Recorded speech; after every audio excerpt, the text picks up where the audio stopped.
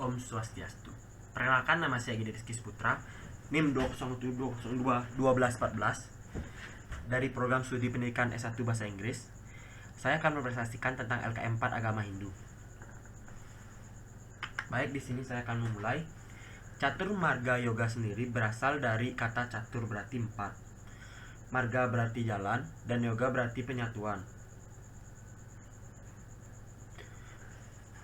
Penyatuan dengan Brahman. Jadi catur marga adalah 4 jalan atau cara umat Hindu untuk menghormati dan menuju ke jalan Tuhan Yang Maha Esa atau Ida Sang Hyang Widi Wasa.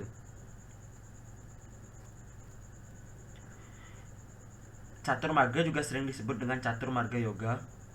Sumber ajaran catur marga ada diajarkan dalam pustaka suci Bhagavad Gita, terutama pada Trayodaya tentang karma yoga marga. Yang kedua, bagian-bagian catur marga. Bhakti marga. Bhakti marga adalah jalan menuju Tuhan dengan cara menunjukkan bakti kita, berbakti cinta pada Tuhan dan sesama.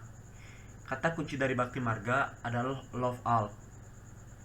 Yang kedua, karma marga. Kata kunci dari karma marga adalah serve all. Karma marga adalah jalan menuju Tuhan dengan cara bekerja, melakukan pelayanan tanpa pamrih. Lakukanlah semua pekerjaan atau pelayanan itu sebagai persembahan pada Tuhan Yang Maha Esa dan jangan pernah mengharapkan pamrih atau hasilnya.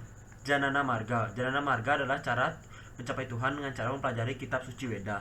Jalan ini cukup sulit untuk dilakukan dengan orang biasa karena tidak semua orang mampu untuk memahami secara benar maksud yang terkandung dalam Weda. Raja Yoga. Raja Yoga adalah cara mencapai Tuhan dengan cara meditasi, penuntungan Tuhan, pengendalian tapa. Cara ini sulit dilakukan oleh orang yang tidak terlatih. Yang soal nomor 3. Ada seorang pedagang sedang mengadakan perjalanan jauh dengan membawa seekor keledai.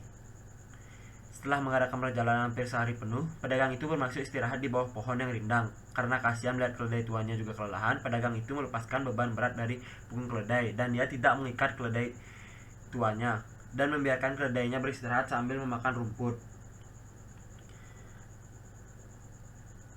Setelah menyantap sedikit bekal, ia mulai terkantuk-kantuk. Keledainya pergi entah kemana dan ternyata terperosok ke dalam lubang.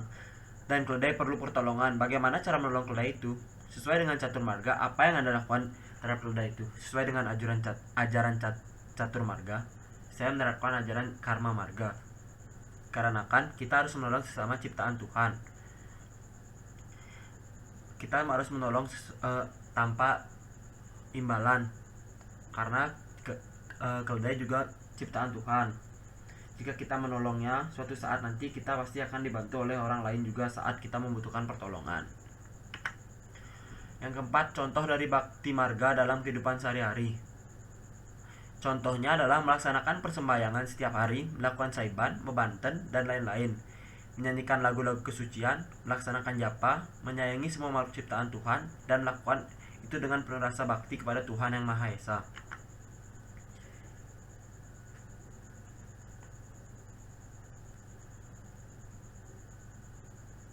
Di dalam kitab suci Weda kita jumpai beberapa mantra tentang bakti. Salah satunya adalah Arcata, Prarcata, Priyam, Edaso, Arcata, Arcantu, Putraka, Uta, Puramna, Tirstavaracata. Rigveda 8.69.8. Pujalah dia sepenuh hati, oh cendekiawan, pujalah dia. Semoga semua anak-anak ikut memujanya. Teguhlah hati seperti kukuhnya candi dari batu karang. Untuk memuja keagungannya, melihat maknanya, siapakah yang menyarankan dalam mantra itu dan siapakah yang maksud dengan pujalah dia. Setelah melihat maknanya, menurut saya, yang dipuja adalah Tuhan Yang Maha Esa atau Ida Sang Hyang Widi Wasa. Dan mantra itu disarankan untuk semua umat Hindu untuk selalu memuja Tuhan Yang Maha Esa atau Ida Sang Hyang Widi Wasa dengan sepenuh hati dan didasarkan dengan tulus ikhlas. Jenis-jenis dan fungsi pura. Yang pertama, pura jagat, yaitu pura yang berfungsi sebagai tempat suci untuk memuja Ida Sang Hyang Widi Wasa dengan segala manifestasinya. Contohnya Pura Kayangan 3, Pura Kayangan Jagat. Yang kedua, Pura Kawitan, yaitu pura yang berfungsi sebagai tempat suci untuk memuja Atma Siddha, Dewata, Toroh Suci Leluhur. Contohnya Pura Paibon dan Pura Dadya serta Pura Padarman. Dalam Bhagavad Gita 3.19 dinyatakan sebagai berikut: Tasmat Asakta Satatam Karyam karma sama secara asakto ya acaran karma param apnuti purusa, yang artinya oleh karena itu laksanakanlah segala kerja sebagai kewajiban tanpa terikat pada hasilnya. Sebab dengan melakukan kegiatan kerja yang bebas dari keterikatan, orang itu sungguhnya akan mencapai yang utama. Sekarang berikanlah contoh dalam kehidupan sehari-hari mengenai sloka tersebut.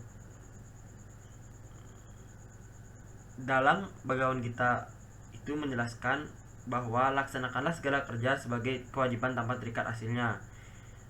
Jadi contoh dalam kehidupan sehari-hari adalah tidak mengeluh saat melakukan pekerjaan apapun. Kita harus melakukannya dengan semangat dan tidak mengeluh. Membantu orang tua kita dengan ikhlas, menolong sesama tanpa mengharapkan imbalan atau balasan. Sekian presentasi dari saya. Saya ucapkan terima kasih. Om Santi Santi Santi Om.